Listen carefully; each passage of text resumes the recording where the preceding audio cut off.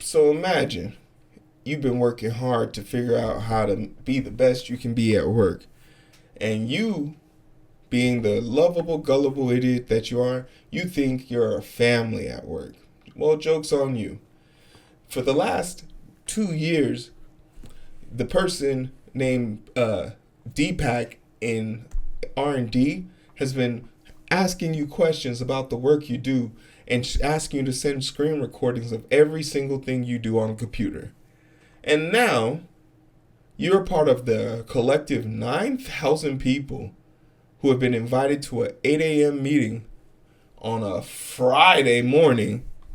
These are all terrible signs for you, because that lets me know that you are going to be let go on a Friday, and it ain't even payday. God damn.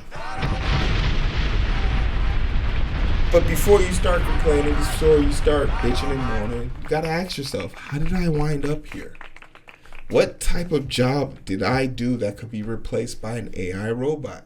Moreover, are there any jobs that are truly safe from being removed from the workforce by AI robots? These are the questions that are becoming way more difficult to answer, but the rug pull is coming, because for every major corporation that thinks that they're about to replace their workers with AI robots and agents, and think that the prices of those agents and AI robots aren't going to exponentially increase, because you're going to have, like, you went from having to pay workers a living wage to now you're going to have to pay a bunch of robots who are manned by things. We saw this with the CRM. We saw this with the service as a software industry. They give it to you for free. They ingrain themselves and integrate themselves into all of your systems.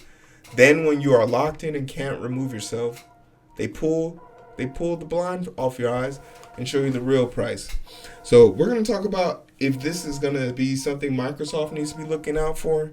And furthermore, how can you protect yourself from being called into work at 9 a.m. on your day off just to be fired? Let's talk about it. Clap it. Yeah. Whew.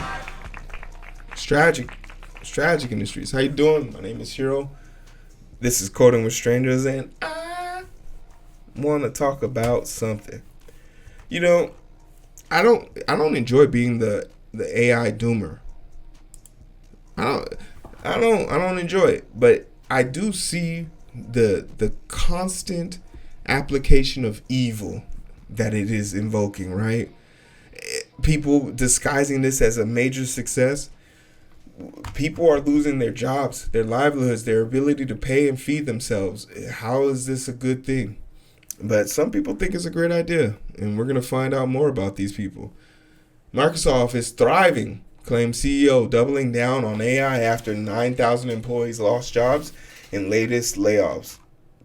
Microsoft is thriving CEO chairman Nadella is in a new statement following a round of layoffs earlier this month that cost 9,000 employees their jobs. Just 9,000 people off a spreadsheet like that. Boom. The statement shared publicly, and Microsoft employees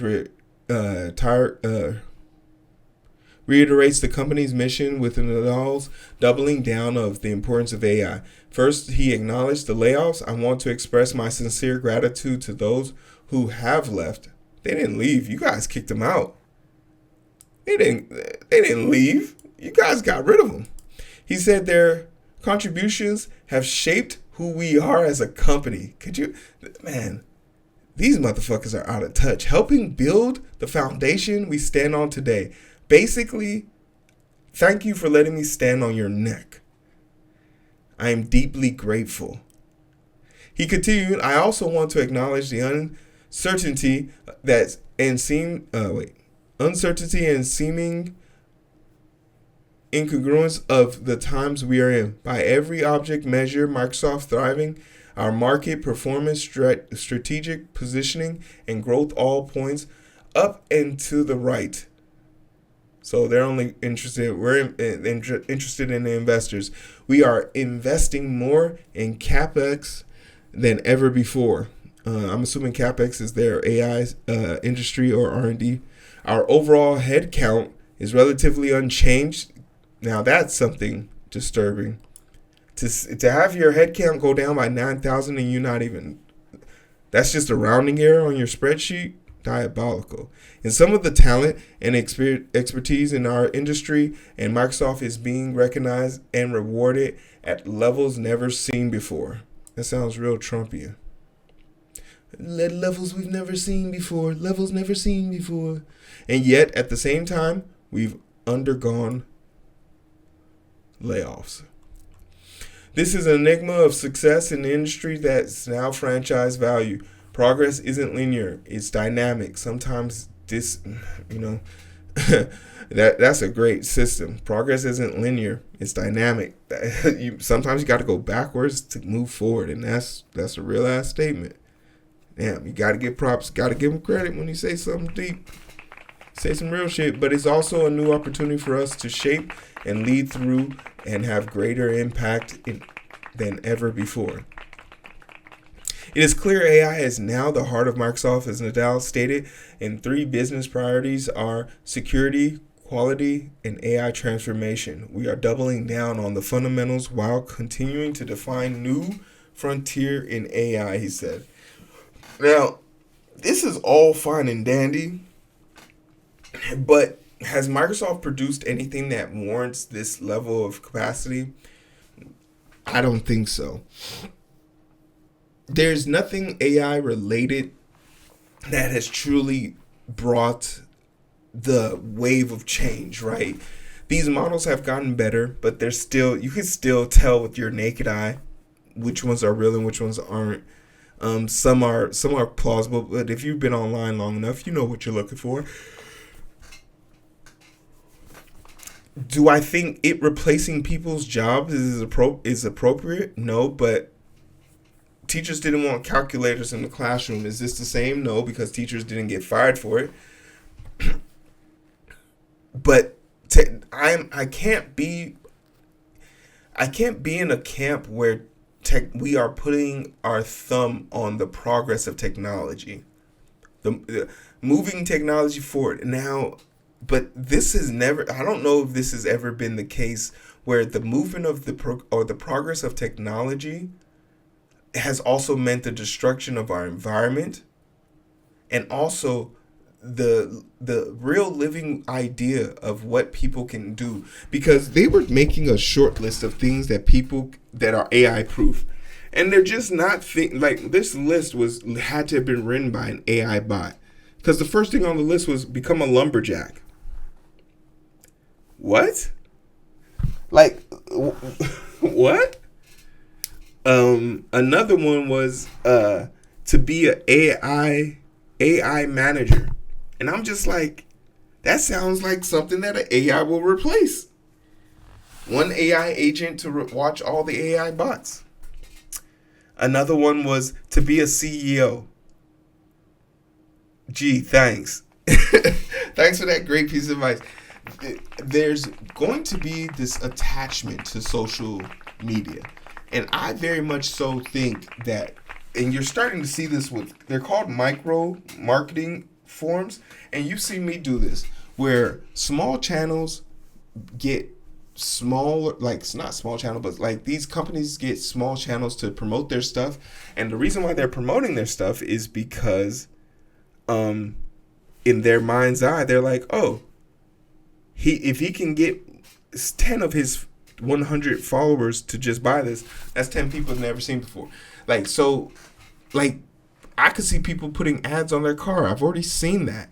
You know, Uber, Lyft, these gig economy, these things have to be that. Another thing that is going to be something that I think is going to become extremely useful or extremely powerful is the power of authentic art. Because there's going to be this sort of like, what was that shit? The NFTs, where it's just that nightmare, right? And you're going to see some people try and bring this into the classical world, like an AI artist painting something. And then it's going to shift very dramatically and really drastically into this thing. Collectibles will become a thing.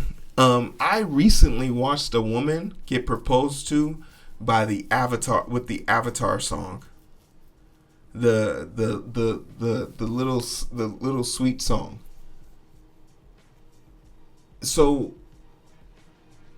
like collecting these very authentic emotional things, because there's gonna be very little to connect people to the stuff, man. I think about like the disconnect that happens with this, and I might be going off on a tangent, existential crisis maybe, but we have to do better. We can't relegate ourselves to just being okay with part of the population becoming non-existent. And we have already established, at least in this country, if you don't work, you don't deserve to be a human being. Basically, you don't deserve healthcare. You don't deserve to eat. You don't deserve a house over here. You're a bum. And guess what? We will send you to jail for being poor, where you will then work as an indentured servant for the government, for us, for free, right? So it's a very hectic cycle.